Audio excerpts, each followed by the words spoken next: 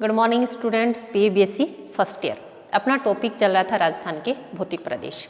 हम किसकी बात कर रहे थे? अपना चल रहा था पश्चिमी रेतीला मैदान। रेतीले मैदान में हमने शुष्क मरुस्थल की बात की थी। अर्ध शुष्क मरुस्थल हमारा टॉपिक चल रहा था, जिसमें हमने घग्गर बेसिन की बात की थी। आज हम बात करेंगे किसकी? शेखावाटी अंतः प्रवाह क्षेत्र की। राजस्थान बांगड़िया अर्ध शुष्क मैदान की अगर हम बात करें, सबसे पहले कि अरावली के पश्चिम में, ये हमारी अरावली के पश्चिमी भाग में स्थित, और दूसरा हम क्या कह सकते हैं, शुष्क पश्चिमी किनारे से रेतीले शुष्क मैदान की जो सीमा है लगभग 75,000 किलोमीटर क्षेत्रफल पर राजस्थान बांगड़िया अर्ध शुष्क क्षेत्र जो है उसका विस्तार पाया जाता है। और दूसरा इन्होंने बताया कि अर्ध शुष्क मैदान का विस्तार पाया जाता है। उत्तर में घग्गर नदी, मध्य में लूनी नदी बहती है, और उत्तर पूर्व में शेखावाटी तथा दक्षिण पूर्व के भाग लूनी और कई अपनी सहायक नदियों के साथ बहती है। लूनी की सहायक नदियां खारी और जवाई नदी हैं, और जो जोधपुर बाड़मेर का अधिकांश भाग पाली, जालौर तथा सिरोही जिलों के पश्चिमी भाग में यह शामिल है। अरावली से इधर 12 जिले हमारे शामिल हैं, जो पूर्ण रूप से मरुस्थलीय जिलों के रूप में जाने जाते हैं। आज हम बात करेंगे शेखावाटी अंतः प्रवाह क्षेत्र। उससे पहले हमने घग्गर बेसिन की बात की थी। प्राचीन जो हमारी सरस्वती नदी है उसका जो क्षेत्र था वर्तमान समय में घग्गर नदी के नाम से जाना जाता है। वर्तमान समय में यह नदी लुप्त हो गई है, और यही कारण है कि इस नदी के पाट को नाली के नाम से जाना जाता है। कह सकते हैं कि अपने जो प्राचीन पेटे है उसमें से होकर बहती थी, और वर्तमान समय में जो इस नदी के पाट को नाली के नाम से जाना जाता है, क्योंकि प्राचीन समय में यह एक विस्तृत नदी के रूप में बहती थी। वर्तमान समय में यह सिकुड़ गई, या वर्तमान समय में तो लुप्ती हो गई है, और एक नाली के रूप में बहती है, इसलिए नाली के नाम से इसको जाना जाता है। दूसरी एक बात और आती है कि शिवालिक से निकलने वाली जो सतलज नदी है या घग्गर नदी है, सरस्वती नदी है, उन नदियों के द्वारा लाई गई जलोढ़ मृदा से इस घग्गर के मैदान का निर्माण हुआ था, और वर्तमान समय में ये नदियाँ लुप्त हो गई हैं। सरस्वती के अवशेष के रूप में इस घग्गर नदी को जाना जाता है, बहुचर्चित, जिसकी वैदिक साहित्य में भी जिसका वर्णन मिलता है। और एक चीज़ और आती है इसमें कि जो घग्गर का बेसिन है, जलोढ़ मृदा से उसका निर्माण हुआ था। चिकनी और सख्त मिट्टी पाई जाती थी, लेकिन वर्तमान समय में रेतीले मरुस्थल में वह बदल गई है। रेतीले मैदान में वह परिवर्तित हो गई है। दूसरा एक कारण और है, बालुका स्तूप पाए जाते हैं, परिवर्तनशील भी पाए जाते हैं, या कह सकते हैं गतिशील भी पाए जाते हैं, और स्थिर भी पाए जाते हैं। इस क्षेत्र में मुख्य रूप से हनुमानगढ़ और गंगानगर दोनों जिले हमारे शामिल हैं। लेकिन बात आती है कि सिंचाई सुविधाओं का विस्तार होने से वर्तमान समय में यहाँ जो बालुका स्तूप पाए जाते हैं वो स्थिर हो गए हैं। कह सकते हैं कि लगभग वो क्या हो गए हैं? स्थिर हो गए हैं। आज बात करेंगे शेखावाटी अंतः प्रवाह क्षेत्र की। एक तरफ घग्गर बेसिन है, दूसरी तरफ नागौर उच्च भूमि है, बीच में शेखावाटी अंतः प्रवाह क्षेत्र है। शेखावाट वाली जो क्षेत्र है उसको जाना जाता है अंतः प्रवाह क्षेत्र के रूप में। किसे जाना जाता है? शेखावाटी को। मुख्य रूप से सीकर, चूरू और झुंझुनू ये जिले इसमें शामिल होते हैं। इसमें होता है जोहड़। शेखावाटी में पाए जाते हैं, क्या पाए जाते हैं? जोहड़ पाए जाते हैं। जोहड़ किसे कहेंगे? कि जो पानी के जो कच्चे कुएं होते हैं उनको किस नाम से जानते हैं? जोहड़ के नाम से। पानी के जो कच्चे कुएं होते हैं उनको किस नाम से जानते हैं? जोहड़ के नाम से जानते हैं। शेखावाटी में पानी के जो कच्चे कुएं होते हैं उसको जोहड़ के नाम से जाना जाता है। कई क्षेत्रों में जोहड़ जो होते हैं तालाब को भी बोलते हैं। इसमें नेक्स्ट आता है एक सर। जो सर होता है वो क्या होता है? मानसून के दौरान बनने वाले जो तालाब होते हैं, जब वर्षा ऋतु होती है, मानसून के समय जो छोटे छोटे तालाब बन जाते हैं उनको किस नाम से जानते हैं? सर के नाम से जानते हैं। मानसून काल में बनने वाले क्या? तालाब किस नाम से जानेंगे? सर के नाम से हम उनको जानते हैं। एक बीड़ होती है, बीड़ जो होती है वो होती है, क्या बोलेंगे उसको? चारागाह भूमि। बीड़ जो होती है वो क्या होती है? चारागाह भूमि। कई बार सरकार किस भूमि पर वृक्ष लगाने के लिए उसको छोड़ देती है, उसको भी स्थानीय रूप से बीड़ के नाम से जानते हैं, क्योंकि जो लोग हैं वहाँ पर अपना पशुचारण का कार्य करते हैं। तो वह जो क्षेत्र होता है उसको किस नाम से जानते हैं, बीड़ के नाम से उसको जाना जाता है। शेखावाटी अंतः प्रवाह क्षेत्र की हम करते हैं बात। तो शेखावाटी जो अंतः प्रवाह क्षेत्र है, आप सभी जानते हैं कि शेखावाटी जो भूभाग है 50 सेंटीमीटर की समवर्षा रेखा क्या करती है, उसको विभाजित करती है, अरावली से उसको विभाजित करती है। मुख्य रूप से इसमें नदी बहती है, उत्तर की ओर घग्गर बेसिन है, दक्षिणी की ओर नागौर उच्च भूमि है, बीच में यह क्षेत्र स्थित है। शेखावाटी जो अंतः प्रवाह क्षेत्र है, मुख्य रूप से इसमें एक नदी बहती है, नदी का नाम है कांतली नदी। कौन सी नदी है, कांतली नदी। किस प्रकार की नदी है, मौसमी नदी है, वर्षा ऋतु में ही इसमें जल आता है, अन्यथा और जो चूरू है उसके बालू के टीलों में जाकर यह समाप्त हो जाती है। सीकर की खंडेला की पहाड़ियों से यह निकलती है। जो कातली नदी है मौसमी नदी है, मौसमी नदी वर्षा ऋतु में उसमें क्या आता है, पानी आता है, लेकिन जगह जगह निकेट बनने से क्या हो गया, इसका जो बहाव क्षेत्र है वह क्या हो गया, कम हो गया। कुछ वर्षा की मात्रा कम होने से भी काफ़ी वर्षों बाद यह नदी दिखाई देती है। और नेक्स्ट बात आता है कि शेखावाटी जो भूभाग है उसकी अगर स्थलाकृति की बात की जाए, शेखावाटी जो भूभाग है अगर उसकी स्थलाकृति की बात की जाए किस प्रकार की है, उबड़ खाबड़ उसकी स्थलाकृति है। उबड़ खाबड़ बालू के टीले पाए जाते हैं चारों तरफ। अब बालू के टीले किस प्रकार के पाए जाते हैं, पवनानुवर्ती भी बालू के टीले दिखाई देते हैं, मुख्य रूप से केंद्रीकृत हैं। और इस भूभाग की एक और विशेषता है कि जो शेखावाटी भाग के जो कस्बे हैं, नगर हैं, उसके समीप बालू के टीले देखने को मिलते हैं, बड़ी संख्या में बालू के टीले को देखने मिलते हैं। अब बात आती है कि किस प्रकार के बालू के टीले देखने को मिलते हैं। बरखान जो हैं टीले वो देखने को मिलते हैं, पवनानुवर्ती जो बालू के टीले हैं वो देखने को मिलते हैं। और हम कह सकते हैं कि कुछ स्थानों पर जो निम्न जो भूभाग हैं, चूनेदार अध स्तर अनावर्त वहाँ पर पाए जाते हैं। कह सकते हैं कि हम कच्चे कुएं पाए जाते हैं या कच्चे पक्के कुएं पाए जाते हैं। निर्माण की सुविधा की दृष्टि से कच्चे पक्के कुएं, और जो कच्चे पक्के कुएं होते हैं उनको स्थानीय भाषा में किस नाम से जानते हैं, जोहड़ के नाम से या जोहर के नाम से जानते हैं।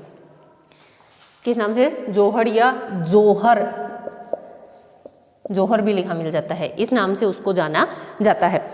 नेक्स्ट बात आती है, यहाँ केवल एक मौसमी नदी है। मौसमी नदी कौन सी थी, कांतली नदी सीकर की खंडेला की पहाड़ियों से निकलती है और चूरू के जो बालू के टीले हैं उनमें क्या हो जाती है, विलीन हो जाती है। और इस प्रकार यह भूभाग जो है वो अंतःवर्ती जल प्रवाह का क्षेत्र है अथवा नदियों से रहित है। इस क्षेत्र में कोई बड़ी विशेष नदी नहीं बहती है, एक नदी बहती है सिर्फ कांतली नदी, और उसके लिए भी ऐसा माना जाता है कि जगह जगह निकट बनने से वह नदी भी क्या लुप्त के समान हो गई है। या दूसरा हम कह सकते हैं कि जब अत्यधिक वर्षा होती है तब कभी उस नदी में पानी देखने को मिलता है। तीसरी बात करेंगे, तीसरा कौन सा है हमारा, नागौर उच्च भूमि। तीसरा जो क्षेत्र है वो कौन सा है, नागौर उच्च भूमि।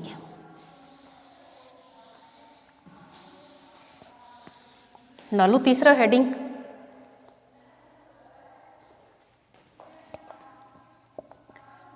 नागौर उच्च भूमि।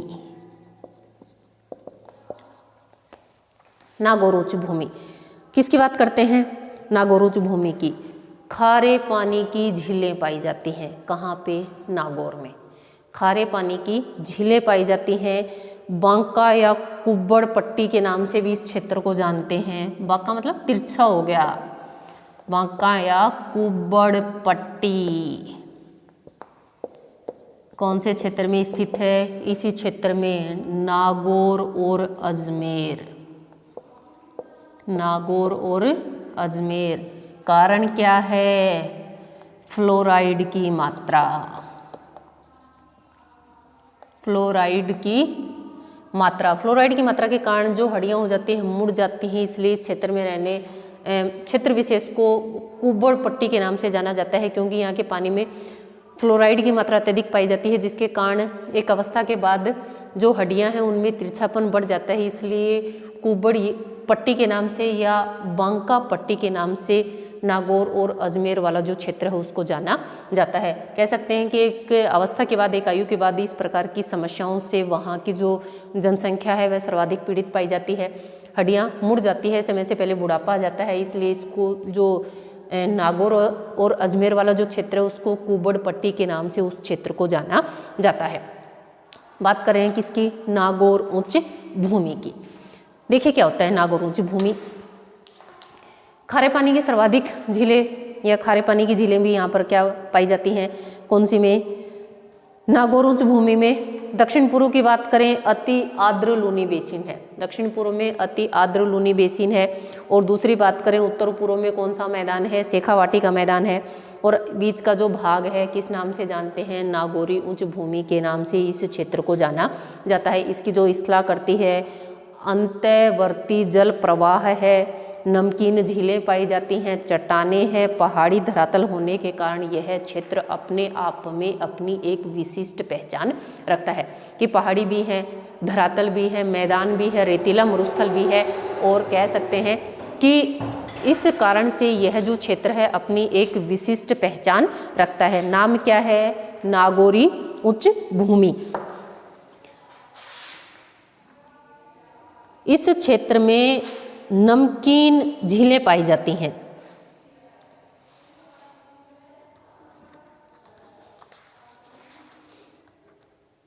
नमकीन झीलें कौन सी, बात करते हैं सांभर की, और दूसरी है हमारे पास इसमें जो नमकीन झीलें पाई जाती हैं डीडवाना है। और ये सारी नमकीन झीलें इसमें पाई जाती हैं, सांभर है, डीडवाना है, कुचामन है और डिगाना है। ये जितनी भी नमकीन पानी की नमकीन झीलें हैं, झील हैं, नमक की मात्रा पाई जाती है, नमक बनाया जाता है, जैसे सांभर है उससे भी नमक का उत्पादन किया जाता है। तो ये सभी कहाँ स्थित है, नागौरी उच्च भूमि में स्थित है। बात करते हैं कि पर्वतसर के अलावा कहीं भी हमें पहाड़ियाँ दिखाई नहीं देती हैं। कुछ छोटी छोटी पहाड़ियाँ हैं कहाँ पर, नावा तहसील में दिखाई देती हैं जो अजमेर में विस्तृत हैं। और दूसरी नागौर, मंडावा या मेड़ता की अगर हम बात करें उसके समीपवर्ती जितना भी क्षेत्र है बालुका स्तूप से मुक्त प्रदेश है। बालुका स्तूप से मुक्त प्रदेश मतलब बालुका स्तूप नहीं देखने को मिलते हैं। समुद्र तल से औसत ऊंचाई की बात करें 300 से 500 मीटर तक इसमें समुद्र तल से औसत ऊंचाई पाई जाती है। भूदृश्य कई निम्न जो ग्रत हैं वो परिदृश्य होते हैं इस क्षेत्र में।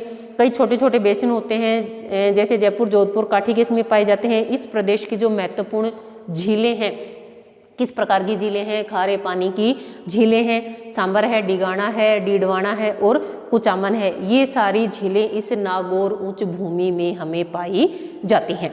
और लास्ट हम बात करेंगे, किसकी बात करेंगे, लूनी बेसिन की।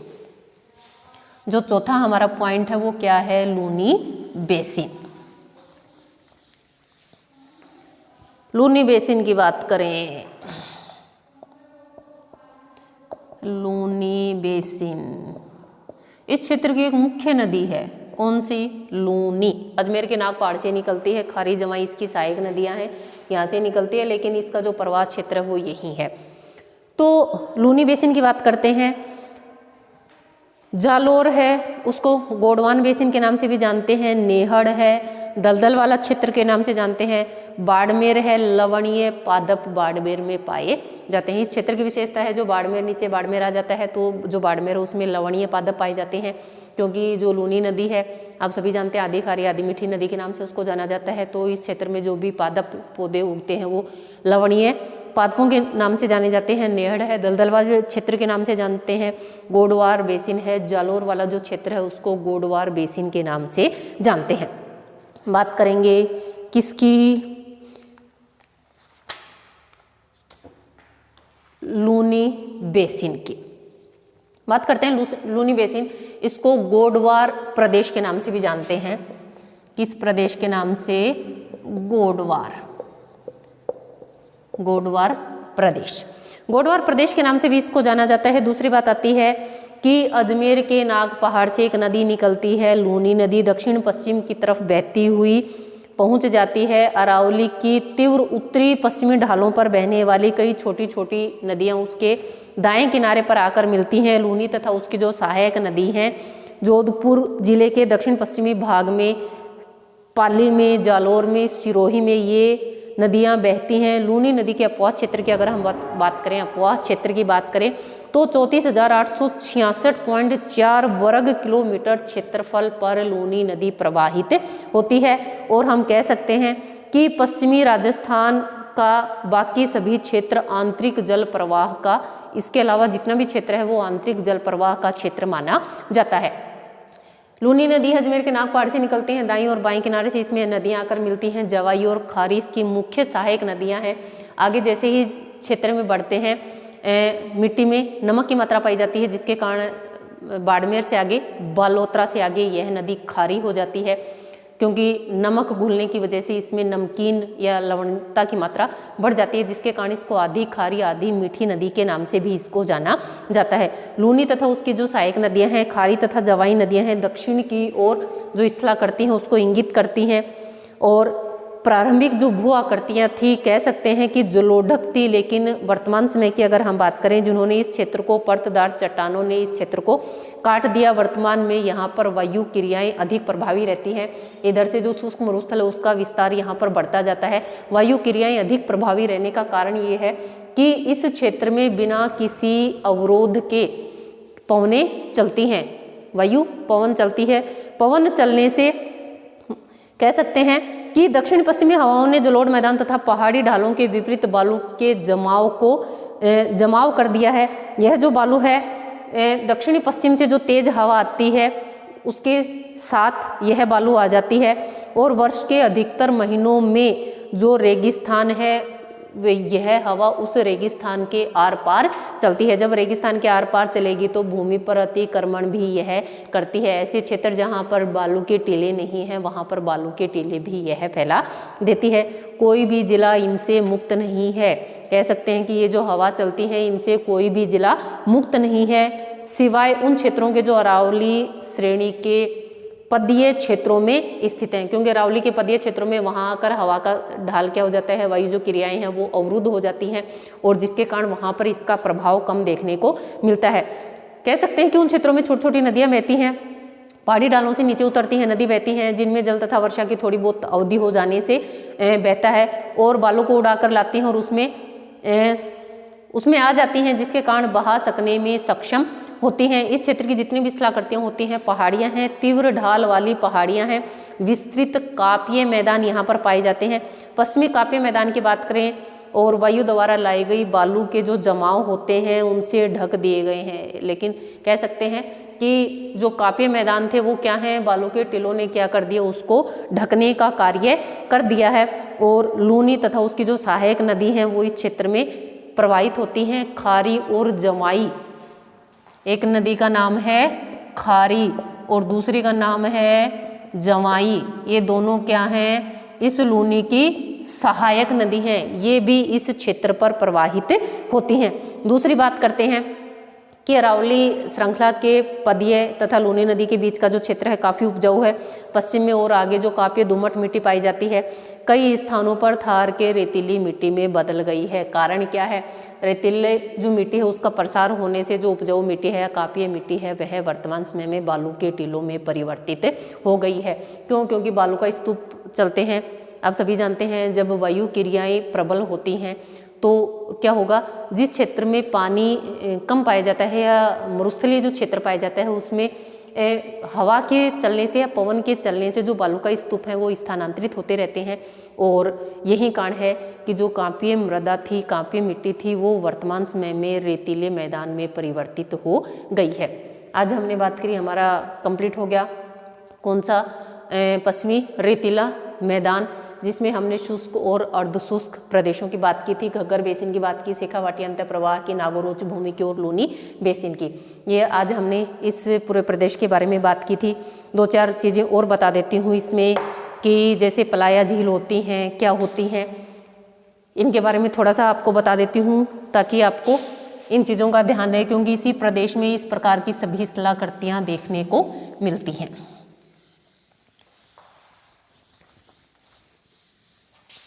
देखिए क्या होती है, सबसे पहले हम बात करते हैं किसकी बात करेंगे, पलाया या खड़ीन झील की, और खड़ीन खेती भी होती है, पलाया या खड़ीन। कृषि, खेती, झील। पहले तो हम झील करेंगे, झील से हम किस पे आएंगे, कृषि पे आएंगे। खड़ीन झील या पलाया झील, देखिए क्या है, ये है, क्या है, मरुस्थल है। मरुस्थल में जल भर जाने से ये वाला जो क्षेत्र होता है इसमें अस्थायी पानी की झीलें बन जाती हैं। क्या बन जाती हैं, अस्थायी पानी की झील, जिसको नाम क्या देंगे हम, पलाया या खड़ीन झील। अस्थायी पानी की झील बन जाती हैं मरुस्थल में, जिसको किस नाम से जानते हैं, पलाया या खड़ीन झील के नाम से जानते हैं। पालीवाल ब्राह्मण है, पालीवाल ब्राह्मण, ये क्या करते हैं, इस पे खेती करते हैं। क्या करते हैं, खेती करते हैं, कृषि करते हैं। कौन सी फसल उगाते हैं, रबी की, गेहूँ, दूसरी है सरसों, चना, इन सभी फसलों का उत्पादन करते हैं। क्यों, क्योंकि जो मिट्टी होती है उसमें क्या कर लेते हैं, ये नमी को दबा लेते हैं, जिसके कारण मिट्टी में नमी होने के कारण इस पर खेती करते हैं, रबी की फसलों का उत्पादन करते हैं। आप सभी जानते हैं रबी की फसलों में गेहूँ, सरसों, चना, इन सभी प्रकार की फसलों का उत्पादन करते हैं। करते कहाँ हैं, जैसलमेर में। या हम कह सकते हैं कि पलाया झीलें कहाँ पाई जाती हैं, जैसलमेर में। सही है, सभी जानते हैं मरुस्थलीय क्षेत्र है, स्थायी पानी की झीलें बन जाती हैं। स्थायी पानी की झीलें बन जाती हैं तो पानी में क्या है, नमी है। अब उसमें क्या करते हैं, पालीवाल ब्राह्मण हैं, वो खेती करने का कार्य करते हैं। जो खेती करते हैं उसको पलाया खड़ीन कृषि के नाम से उसको जानते हैं। ये लोग क्या करते हैं, उस पर रबी की फसलों का उत्पादन करते हैं, गेहूँ, चना, सरसों, सभी प्रकार की फसलों का उत्पादन यहाँ पर करते हैं। कौन सी झील, ये झील खेती करेंगे तो खड़ीन कृषि। क्लियर है। दूसरी बात सुनिए,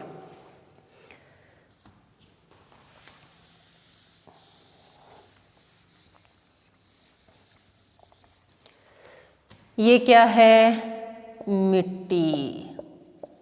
सही है। अब मरुस्थल में तो किस प्रकार की हो जाती है, दलदली, लवणीय। दलदली और दूसरा है लवणीय। सही है। अनुपजाऊ कैसी हो जाती है, अनुपजाऊ हो जाती है। किस नाम से जानते हैं, रन या टाट। मिट्टी है, दलदली है, लवणीय है, अनुपजाऊ हो जाती है। किस नाम से जानते हैं, अनुपजाऊ भूमि को रन या टाट के नाम से जानते हैं। जानते कहाँ हैं, जैसलमेर में। सही है। मरुस्थल है, अस्थायी पानी की झीलें बन जाती हैं। झीलें बनने से मिट्टी इकट्ठी हो जाती है। मिट्टी किस प्रकार की होती है, दलदली, लवणीय। कुछ समय खेती करते हैं, उसके बाद मिट्टी कैसी हो जाती है, अनुपजाऊ हो जाती है। मिट्टी अनुपजाऊ हो जाती है, जिसको इस प्रकार की जो अनुपजाऊ मिट्टी होती है उसको रन या टाट के नाम से जानते हैं।